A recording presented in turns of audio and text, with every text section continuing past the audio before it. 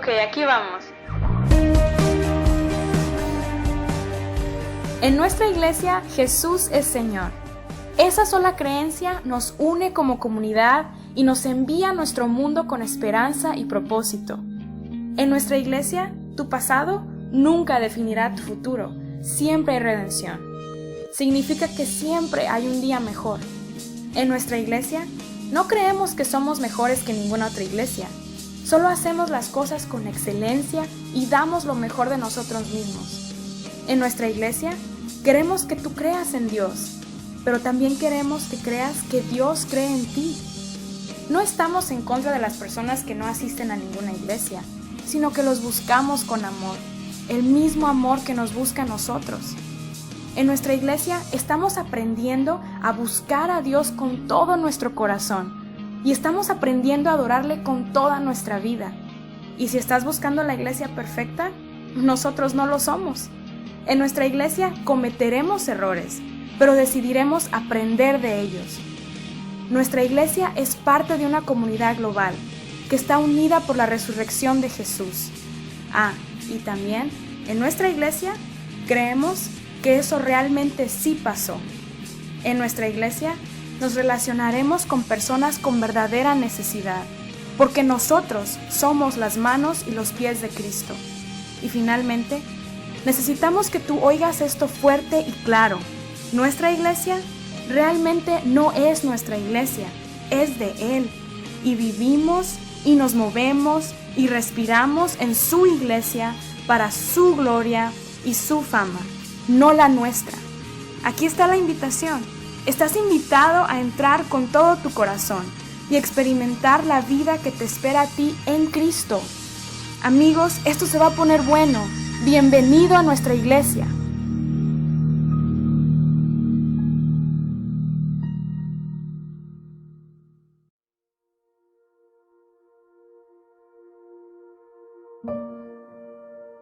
El Señor les bendiga, iglesia.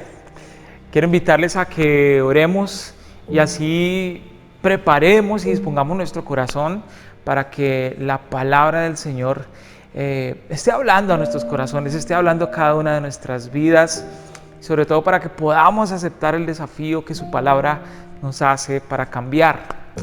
Oremos. Padre, gracias te damos en esta mañana por este tiempo que nos has dado, Señor, para conectarnos, para estar en casa, pero igual seguir conectados contigo. Yo te agradezco por cada familia, Señor, que está allí presente, por cada familia que sigue comprometida, por cada familia que sigue participando de cada uno de los espacios.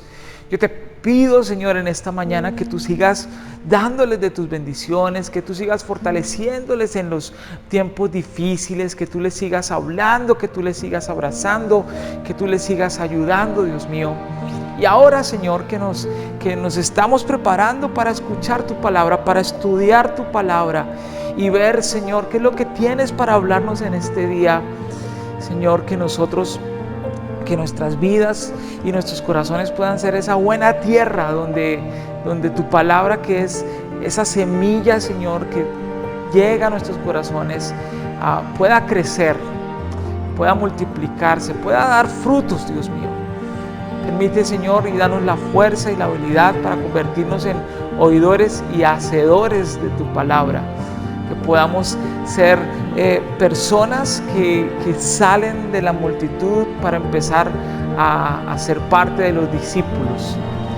Que podamos ser esas personas que quieren incomodarse un poco, que quieren, Señor, cargar la cruz, que quieren hacer lo que tú dices y por eso tener la autoridad de llamarte Señor. Así que aquí estamos, toma nuestra vida, cada niño, cada persona que está conectado, Señor, bendíceles en esta hora y que tu palabra pueda bendecir nuestros corazones y pueda bendecir nuestras vidas. Padre, te lo pido con todo mi corazón ahora, en el nombre de Jesús, amén y amén. Abra su Biblia, por favor, en el Evangelio de Mateo, capítulo 5. Mateo es el primer libro que usted encuentra en el Nuevo Testamento, la segunda parte de la Biblia. Evangelio de Mateo capítulo 5. La semana pasada iniciamos un tema dentro del gran tema que estamos desarrollando en esta serie que hemos llamado El Discípulo, haciendo énfasis en lo que el Señor está buscando de nosotros. Creo desde el principio del capítulo 5, que es el inicio del Sermón de la Montaña, el Señor viene diciéndonos, nos viene haciendo la invitación a que dejemos de ser parte de la multitud y vayamos un poco más allá, nos convirtamos en discípulos. Y hemos hablado mucho de lo que significa ser discípulo. Hemos hablado desde el contexto de Jesús, lo que implicaba ser un discípulo de Jesús, lo que implicaba ser un discípulo del Maestro. Y esta es la invitación que sigue prevaleciendo hoy. Él cree que tú puedes convertirte en su discípulo. Él cree que tú puedes dejar de hacer parte de la multitud, que es donde está la mayoría, y salir un poco más, ir un poco más y convertirte en el discípulo. Él te está llamando a que te conviertas en su discípulo, y si te está llamando es porque Él cree que tú puedes ser su discípulo. Pero la semana pasada empezamos a hablar de uno de los temas más incómodos para un discípulo, y es lo que tiene que ver con los enemigos. De hecho nos llegó alguien acá y salió corriendo cuando se le habló de los enemigos. Vamos a ver qué nos dice la palabra de Dios en esta segunda parte, donde también habla de los enemigos. El versículo 38. En el versículo 38, el Señor Jesús empieza diciendo esta frase. Recuerden que ya Jesús ha empezado a utilizar estas frases ustedes oyeron que fue dicho, pero yo les digo, y nos lo vamos a encontrar varias veces. Y aquí es el segundo: ustedes oyeron, pero yo les digo. Cuando Él dice yo les digo, tiene toda la autoridad de decir, porque Él está hablando de la verdadera interpretación por lo cual se dio la ley. Él es Dios y Él conocía la esencia de la ley, la esencia de lo que se había dicho, por qué se había dicho lo que se dijo. Así que en el versículo 38 nos encontramos con este oísteis que fue dicho. Ustedes oyeron que fue dicho, y dice así, versículo 38: oísteis que fue dicho ojo por ojo y diente por diente. ¿Cuántos dicen amén a esto? Ojo por ojo y diente por diente. Ojo por ojo, ¿sí? Y diente por diente. Volvió, me gusta. ¿Seguro? Bueno, ahora sí quiero ser un discípulo. Me gusta mucho esto del ojo por ojo y el diente por diente. A ustedes también les tiene que gustar, ¿no? Sí, de verdad, me le apunto. Yo quiero ser, ¿estás seguro? Un discípulo, ahora sí. Sí, la verdad sí es un poco cómodo allá en la multitud. Sí, no hay mucho compromiso y está uno ahí igual siguiendo a Jesús, sí. Pero me interesa mucho, es más, voy a copiar, esperen. Ojo por ojo, voy a escribir ese título porque me gusta, así sí me gusta ser un discípulo. Ojo por ojo y copie bien. Diente por diente. Siga, sí. Siga, sí. Pero póngale cuidado. Seguro, quiero ser un discípulo. Mira lo que sigue diciendo. Ajá. Sí, es que hay que ver lo que Jesús dice. Pere, ¿cómo así? No, usted dijo que ojo por ojo y diente por diente. Ya sé. Perdón, qué pena. Es que me acabo de acordar. ¿Tiene que irse? Que hoy no tengo pico. Pero ¿por qué no se queda y escucha lo que Jesús dice? Me coge la policía y me parten. Regreso un poquito a la multitud. Allí no hay tanto visaje, no se van a dar cuenta. Tampoco traje el tapabocas. Es más fácil salir corriendo. Espere, siga predicando ahí. Ya, sí. Es más fácil. Hágale, tranquilo. ¿Listo? Es más fácil volver. Venga. No. Como que no quiere volver. Es más fácil estar ahí. Es más fácil seguir haciendo parte de la multitud, sí, es más fácil.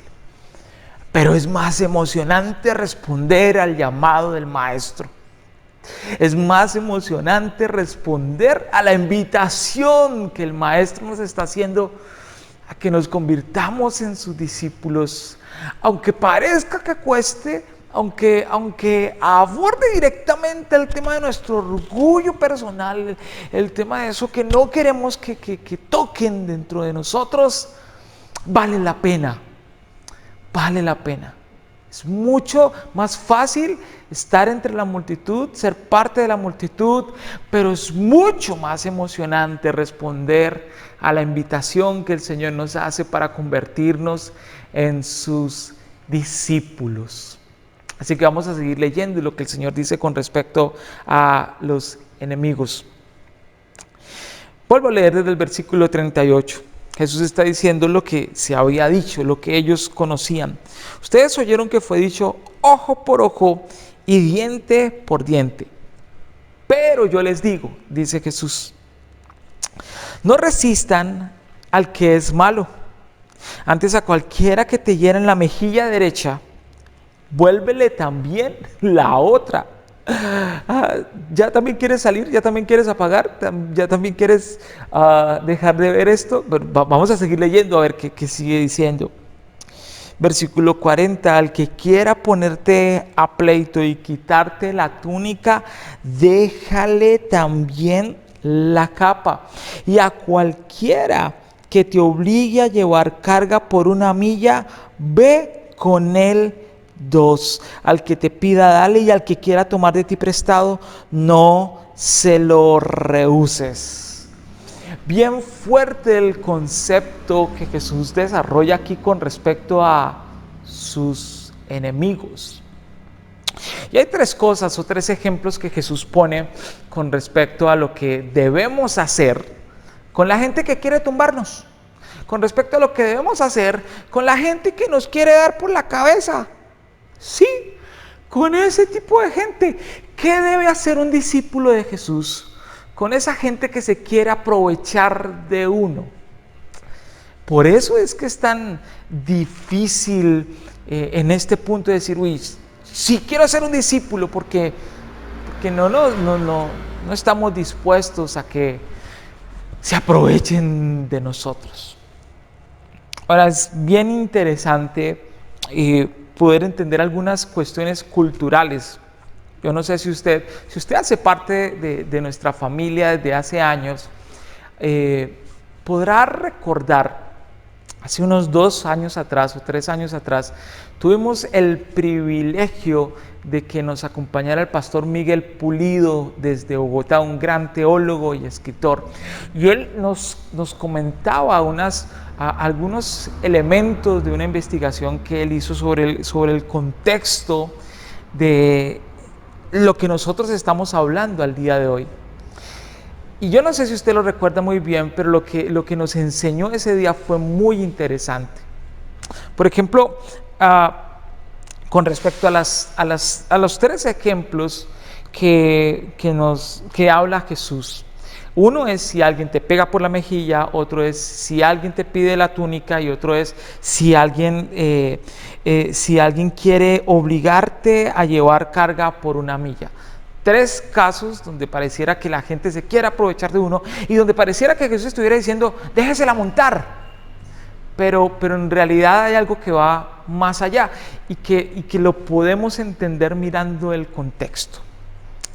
Hay que recordar que el Evangelio de Mateo es un evangelio escrito para un público judío. Específicamente el mensaje del Evangelio de Mateo es para la nación judía, para el pueblo escogido de Dios. En ese momento el pueblo judío estaba bajo el dominio del Imperio Romano. Y el Imperio Romano había establecido unas leyes que eran muy importantes cumplirlas. Ahora, al igual que el Imperio Romano tenía leyes, pues el pueblo judío también tenía sus leyes.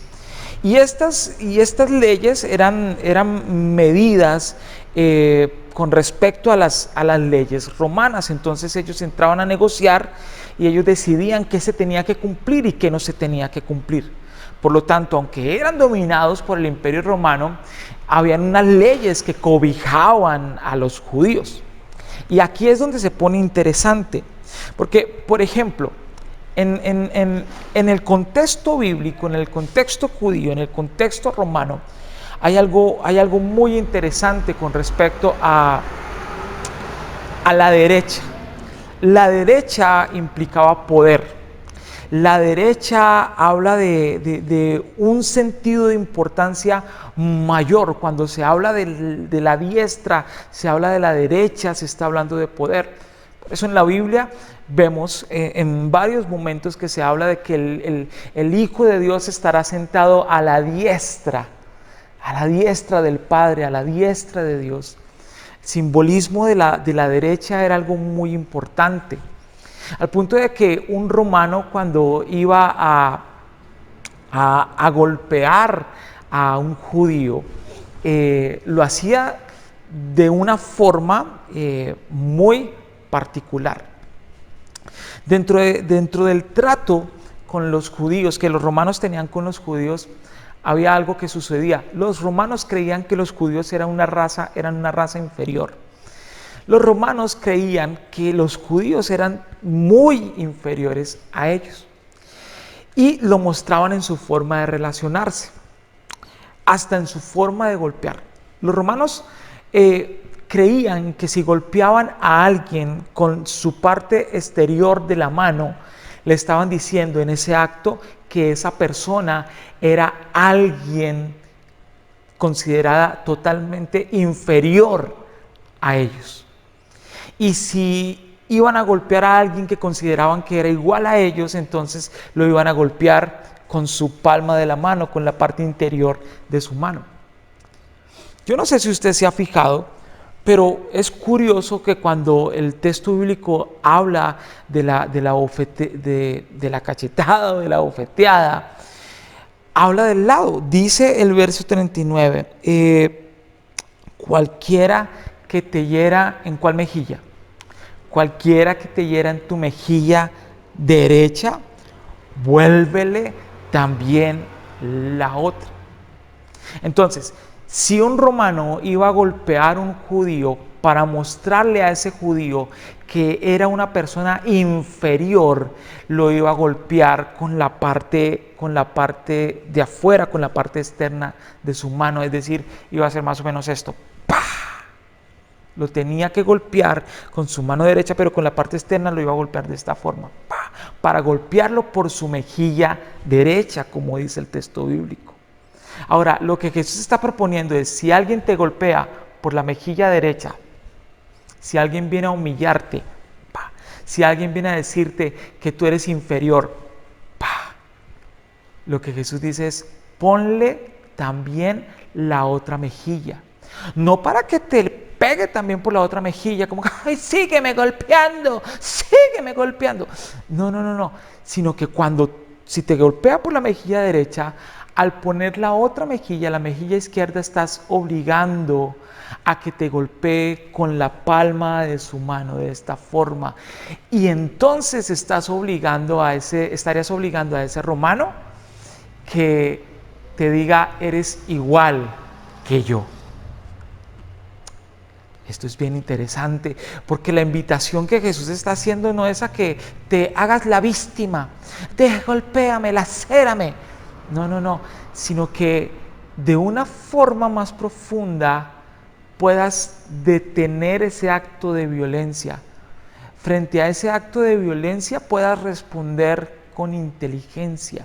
No responder a la violencia con más violencia, sino responder a la violencia con inteligencia. Poner al otro en aprietos, no respondiendo con ira y diciendo, usted a mí no me la va a montar, sino respondiendo de una forma diferente. Es decir, frente a la injusticia y frente a la violencia, yo puedo responder con inteligencia. Yo puedo decir, hablemos, tratémonos igual. Es la idea, porque si tú miras a Jesús en Juan capítulo 18, en el versículo 22, acaban de apresar a Jesús. lo llevan ante las autoridades y allí le hacen una pregunta a Jesús. Juan capítulo 18, versículo 22.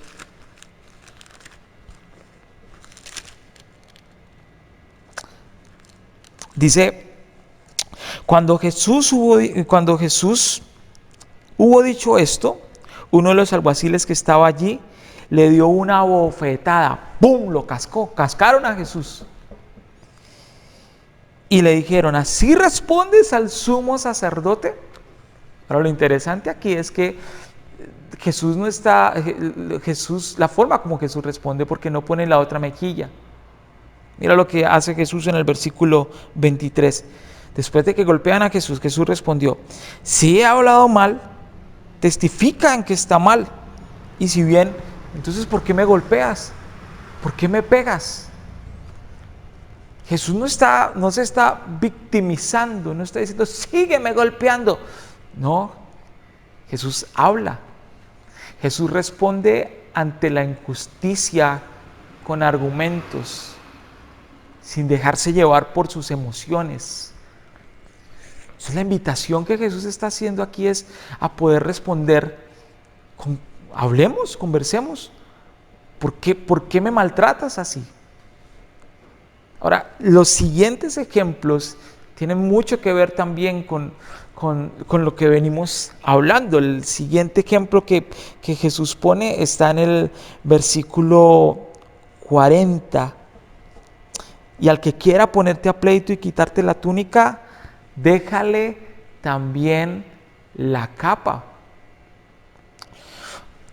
La gente en el contexto en el que Jesús está hablando no tenía toda la ropa que usted y yo tenemos. Los que tenían mucha, tenían unas 3 mudas de ropa, unas 3 túnicas, pero el promedio, como usted y como yo, la gente de a pie, tenían una sola prenda de vestir. Entonces, lo que está diciendo Jesús es, si alguien te pide la túnica, pues entrégale también la capa. Es decir, si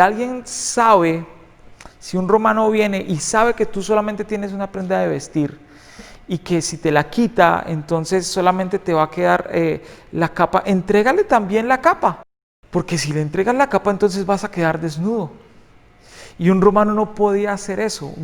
La desnudez en un contexto donde él intenta aprovecharse de ti es algo que puede producir que a ese romano lo echen en la cárcel. Entonces, si alguien te pide la túnica y tú le vas a entregar también la capa, el romano te diría decir, no, tranquilo, quédese con la túnica, no me dé nada, lo pones en aprietos. Es una forma diferente de responder. Y sigue diciendo, y al que, versículo 41, y cualquiera que te obligue a llevar carga por 1 milla, ve con el 2. Dentro de las normas romanas decía, ok, tú puedes pedirle a alguien, aprovecharte de alguien, pero solamente puedes aprovecharte por 1 milla. Si un romano obligaba a un judío a que cargara algo por él por más de 1 milla, ese romano podía ir a la cárcel. Por lo tanto, lo que está diciendo es, si un romano viene a tratarte como un animal, que cárgueme esto y hasta donde te quiera, y ese romano sabía que solamente lo podía hacer por 1 milla, dice Jesús, ve con el 2, es decir, ponlo en aprietos, porque cuando tú vayas a caminar, no, yo le ayudo más, venga, vamos, él te va a decir, no, yo le ayudo, déjeme, yo le ayudo, pero ¿por qué no? Ay, le dio miedo. El romano te iba a decir, no, lo ibas a poner en aprietos. Eso es lo que Jesús está proponiendo aquí con respecto a las personas que te quieren pasar por encima tuyo, que se quieren aprovechar de ti, tú puedes responder con ellos de una forma diferente. No se trata de decir, no, usted a mí no me la va a montar, me veo cara de bobo, ¿o qué? No, sino de responder con inteligencia, responder de una forma diferente. Esta es la invitación que Jesús está haciendo para sus discípulos. Los discípulos no son lo que Jesús está diciendo es, mis discípulos, la gente que me sigue, no es una gente que va ahí haciendo lo que le estoy pidiendo sin pensar. No, el Señor nos está invitando a analizar. Un discípulo es alguien que analiza. Por eso más adelante nos vamos a encontrar a Jesús diciéndole a sus discípulos la forma en que ellos deben amar al Señor. Ámenme con todo el corazón, con toda su alma, con toda su mente, con todo su corazón. Implica pensar, implica analizar. Ser un discípulo implica también analizar y responder como el Maestro nos está enseñando a responder con inteligencia. Versículo 43 sigue diciendo, ustedes oyeron que fue dicho, amarás a tu prójimo y aborrecerás a tu enemigo. Versículo 44 dice, pero yo les digo, amen a sus enemigos, bendigan a los que los maldicen y hagan bien a los que los aborrecen y oren por quienes los ultrajan y los persiguen. 3 cosas que el Señor invita a que nosotros hagamos si queremos ser sus discípulos. El Señor nos está llamando a que hagamos esto con nuestros enemigos. Número 1, que los amemos. Número 2, que los bendigamos, que hablemos bien de ellos. Número 3, que hagamos bien a ellos. Y número 4, perdón, dije 3, pero son 4. Y número 4, que oremos por las personas que nos persiguen, por las personas que nos ultrajan, por las personas que nos dañan. Es una propuesta totalmente revolucionaria. ¿Cómo amar a quien me ha hecho tanto daño? ¿Cómo orar y pedir al Señor que bendiga a la persona que me ha causado tanto daño? No sé cómo. Pero si el Señor te está pidiendo eso, nos está pidiendo eso, es porque sabe lo que puede causar en tu corazón si tú respondes de esa forma, de una forma diferente a tus enemigos. Esto es bien interesante, porque vemos a Jesús en la acción. Si vamos a hablar de los enemigos más cercanos de Jesús, estaban en su círculo principal. De hecho, uno de ellos fue quien lo traicionó. Uno de ellos fue quien lo vendió. Otro de ellos le dijo, yo me hago matar por usted, pero yo nunca lo voy a abandonar. Y fue el primero que lo abandonó. Y a mí me impacta ver a Jesús. Ahí en el mismo Evangelio de Mateo, en el capítulo 26, al versículo 50, cuando Judas llega a entregarlo.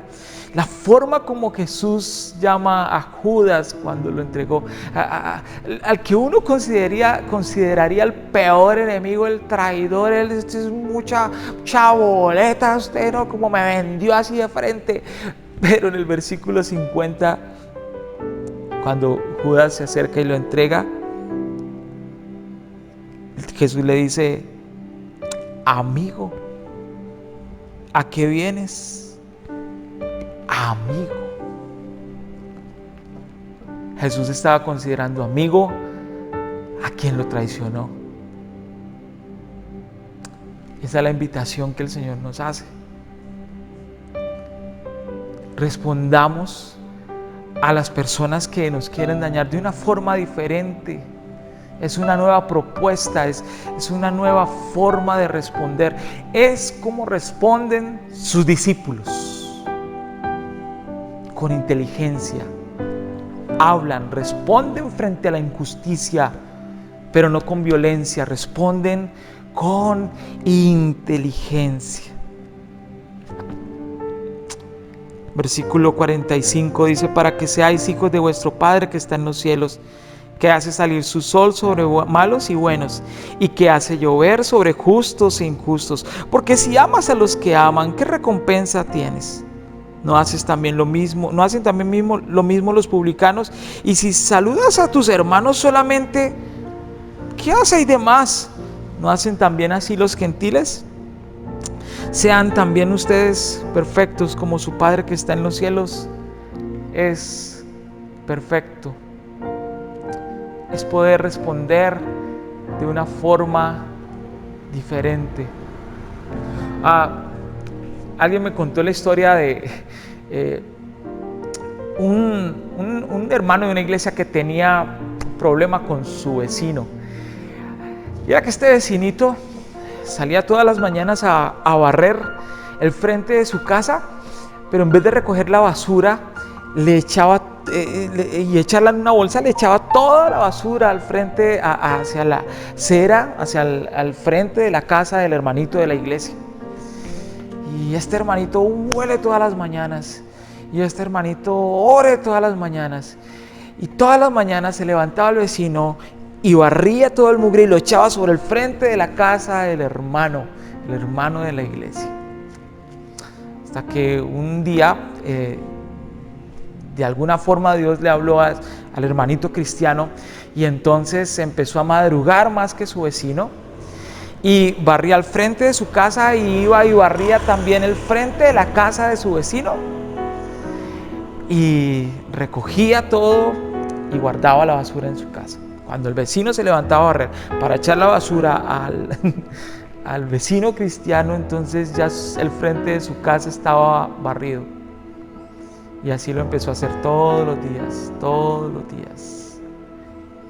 hasta el día en que este otro vecino ofensivo tocó la puerta de su casa, pidió disculpas por lo que hacía antes y le pidió el favor que le dejara ahora empezar a barrer también el frente de la casa de él. Una forma de combatir a los que quieren aprovecharse de ti también es bendiciendo a aquellos que se quieren aprovechar de ti. Y termino leyendo el verso 43 y 44. Ustedes oyeron que fue dicho: amarán a su prójimo y aborrecerás a tu enemigo. Pero yo les digo: amen a sus enemigos, bendigan a quienes los maldicen, hagan bien a quienes los aborrecen y oren por quienes los ultrajan y los persiguen. Padre Santo, yo te pido en esta hora que bendigas a cada persona conectada. Todos de una u otra forma hemos tenido inconvenientes con personas y sentimos que hay personas que nos han dicho cosas feas. Hoy yo te pido que nos des la sabiduría y la inteligencia para responder como respondería un discípulo tuyo. Responder con inteligencia, con argumentos, detener los ataques de la forma como tú nos enseñas, de una forma diferente. No responder con violencia a la violencia, sino responder con inteligencia a la violencia, la inteligencia que solo tú nos puedes dar. Sigue ayudándonos en este proceso de convertirnos en tus discípulos. En el nombre de Jesús. Amén y amén. Ánimo. Si el Señor te está invitando a ser discípulos porque Él cree que tú puedes convertirte en un discípulo. Que el Señor te bendiga.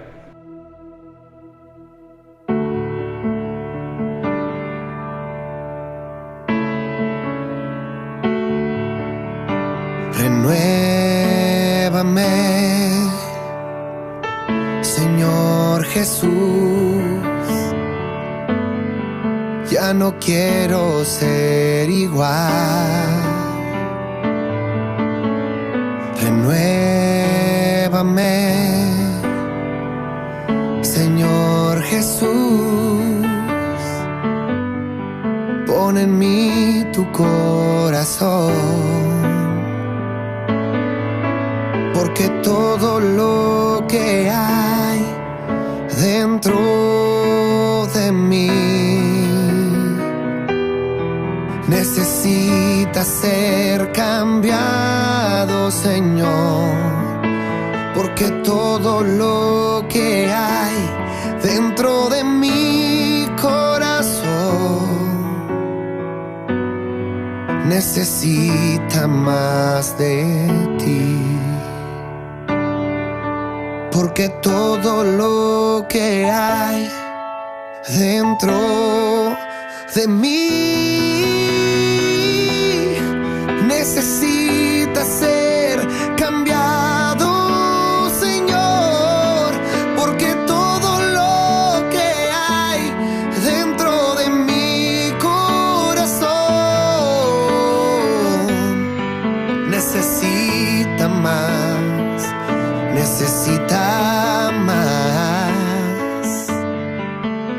necesita más